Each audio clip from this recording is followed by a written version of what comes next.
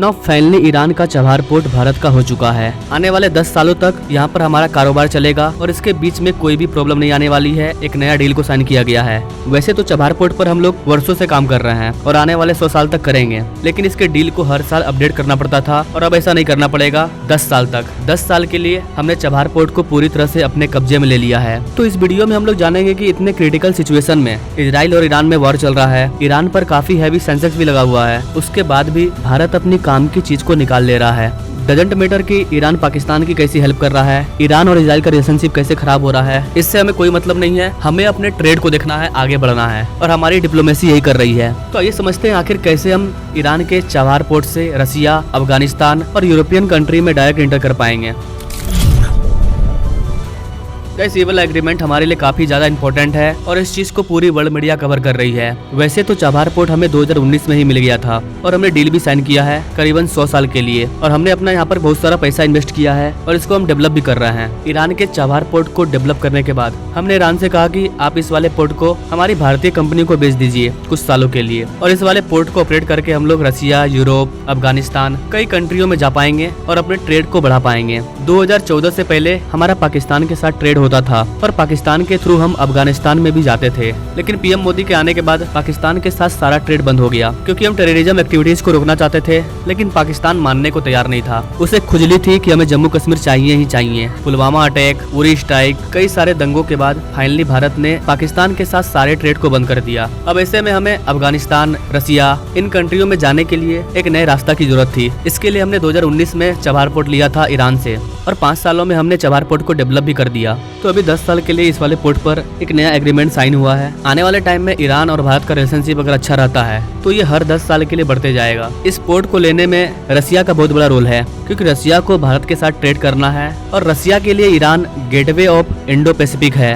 रसिया का माल अगर Chabahar port पर आ गया तो फिर यहाँ से ये इंडिया में, इसके अलावा और भी जो आसियान कंट्री होंगे वहाँ तक उनका सामान पहुँच पाएगा। भारत की जो IPGL है, इंडिया पोर्ट ग्लोबल, उनके द्वारा इस पोर्ट को खरीदा गया है। IPGL इस वाले पोर्ट में $120 मिलियन को खर्च भी करेगी इसे और भी ज्यादा डेवलप करने के लिए। तो अब देखना ये होगा कि ईरान के ऊपर काफी हैवी सेंसेक्स लगा हुआ है, ऐसे में कैसे इंडियन कंपनी ईरान में अपना पैसा इन्वेस्ट करती है। इसके पहले भी हम लोगों ने ईरान के चबाहार पोर्ट पर करीबन $250 मिलियन को इन्वेस्ट किया है, जो कि भारत और ईरान के बेटर रिलेशनशिप को दिखाता है। और ये कारण है कि जब पाकिस्तान के प्राइम मिनिस्टर ईरान के पास जाकर के रोते हैं कि जम्मू कश्मीर पर बोलिए, तो ईरान उस पर ज्यादा कुछ नहीं बोलता है ना। ओवरऑल इसका कंक्लूजन क्या है, इससे हमें क्या फायदा होगा? ऐसा है ना गाइस, हम लोग रसिया से अभी ट्रेड करते हैं, उसके लिए हम लोगों को सुएज कनाल होकर के जाना पड़ता है और रसिया के साथ ट्रेड करने में 40 दिन का समय लग जाता है। लेकिन जब ईरान वाला कॉरिडोर स्टार्ट हो जाएगा, जिसे कि इंडिया रसिया कॉरिडोर भी बोलते हैं, तब इस वाले ट्रेड में मात्र 15 दिन का समय लगेगा और 15 दिन के अंदर रसिया से भारत सामान आएगा और भारत से सामान रसिया जाएगा। इसमें ईरान का इंपॉर्टेंट रोल प्ले होने वाला है। पूरा का पूरा ईरान को क्रॉस करके रसिया का सामान चबाहार पोर्ट पर पहुंचेगा और फिर वहां पर से मुंबई। इस वाले कॉरिडोर को लेकर के रसिया कितनी स्पीड से काम कर रहा है, इसका अंदाजा आप इस बात से लगा सकते हैं कि रसिया ने एक पूरा का पूरा ट्रेन भेजा है जिसमें करीबन 1 लाख टन के गुड्स वगैरह थे, चावल, डिफेंस इक्विपमेंट, कई तरह की चीज रसिया से भारत आए। रसिया के द्वारा $1.7 बिलियन का एक रेलवे प्लान को भी लेकर के आया गया है और ये वाला रेलवे ईरान में चलेगा। लेकिन सबसे बड़ी बात यह है कि ईरान के ऊपर अभी सेंसेक्स लगा हुआ है। जैसे ही हमने ईरान के साथ इस 10 साल के डील को साइन किया,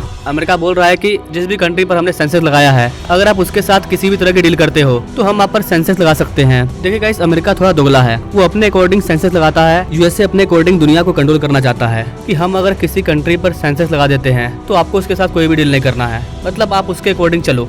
अमेरिका को अगर फायदा होगा तो ठीक है, नहीं फायदा होगा तो वो सेंसेक्स लगा देगा और उसके वजह से फिर आप भी डील नहीं कर पाओगे। तो ये बहुत घटिया तरीका है। यूएसए पूरे दुनिया को कंट्रोल करना चाहता है और यही कारण है कि चाइना यूएसए की वैल्यू नहीं देता है। चाइना का कहना है कि हमें तुम्हारे सेंसेक्स से कोई मतलब नहीं है, हमें जहाँ फायदा होगा हम वहाँ ट्रेड करेंगे, वहाँ डील करेंगे। एंड आई थिंक कि भारत को भी यही करना चाहिए और भारत कर भी रहा है। 2022 में अमेरिका ने कहा था कि आप रूस से क्रूड ऑयल मत लीजिएगा, अदरवाइज हम आप पर सेंसेक्स लगा देंगे। भारत सरकार को चैलेंज की थी, भारत सरकार कुछ नहीं मानी। हमने रसिया से बम्पर मात्रा में क्रूड ऑयल को इंपोर्ट किया और हमें बिलियंस डॉलर का फायदा हुआ। और ईरान के साथ हमने जो डील किया है वो भी भारत सरकार ने किया है। रशियन ऑयल को परचेस करके भारत ने $25 बिलियन को बचाया है। अगर हम इसे नहीं बचाते तो हमारे देश की जो इन्फ्लेशन है वो काफी ज्यादा बढ़ जाती, क्योंकि रसिया यूक्रेन वॉर चल रहा था और कई कंट्री में तेल की मार हो रही थी, जिसकी वजह से ऑयल की प्राइस काफी ज्यादा बढ़ गई थी। तो देखा जाए तो भारत को यूएस के सेंसेस की कोई परवाह नहीं है। आने वाले टाइम में हमें ईरान के साथ जो भी डील करना होगा हम वो करेंगे। अगर ईरान हमें क्रूड ऑयल को सस्ते दामों में देगा तो हम क्रूड ऑयल को भी परचेस करेंगे ईरान से। बाकी आप इस चीज के बारे में क्या कहना चाहेंगे गाइस? भारत ने जो चबार पोर्ट लिया है, क्या भारत ने सही किया है? क्या हमें अमेरिका के सेंसेक्स से डरना चाहिए या फिर हमें अमेरिका के सेंसेक्स की वैल्यू नहीं देना चाहिए? क्या सोचते हैं गाइस आप इस चीज के बारे में कमेंट करें और ऐसे जियो पॉलिटिक्स के बारे में जानने के लिए हमारे चैनल से जो जुड़े। Thanks for watching. मिलते हैं वीडियो में एक नई जानकारी के साथ, तब तक के लिए जय हिंद।